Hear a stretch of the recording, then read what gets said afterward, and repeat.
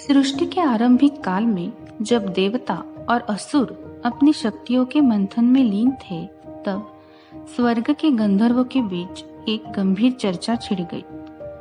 गंधर्व, जो स्वयं संगीत के स्वामी है, इस बात पर उलझ गए कि त्रिलोकनाथ महादेव का सबसे प्रिय संगीत कौन सा है। कोई इसे वेदों की ऋचाओं का पाठ मानता, तो कोई डमरू की भीषण गर्जना। सत्य जानने के लिए वे सभी कैलाश की ओर बढ़े। वहां पहुंचकर उन्होंने देखा कि महादेव पूर्ण समाधि में थे।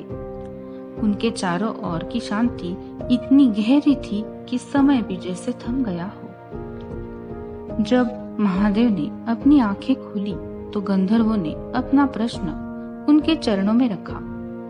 महादेव ने मंद मुस्कान के साथ कहा, पुत्रों, मैं तुम्हें वह संगीत सुनाता हूँ जो सृजन और प्रलय के बीच का सेतु है। महादेव ने अपना डमरू उठाया, पर उसे बजाया नहीं। उन्होंने अपनी पिनाक धनुष की डोरी खींची, पर उसे छोड़ा नहीं। इसके स्थान पर उन्होंने अपनी पलकें मूंद ली। अगले 3 क्षणों के लिए पूरा ब्रह्मांड एक अद्भुत सन्नाटे में डूब गया। प्रथम क्षण, गंधर्वों को अपने शरीर के भीतर रक्त का प्रवाह और अपनी धड़कनों की प्रतिध्वनि सुनाई देने लगी। उन्हें आभास हुआ कि जीवन स्वयं एक संगीत है।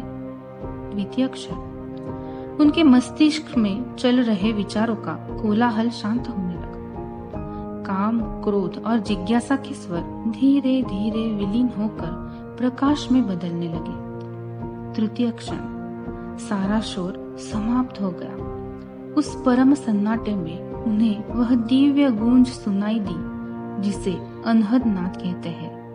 वह ध्वनि जो बिना किसी आघात के गूंजती है, ओम। जब यह मौन टूटा तो महादेव बोले, महाशिवरात्रि केवल उत्सव की रात नहीं है, यह स्वयं के भीतर उतरने की रात है।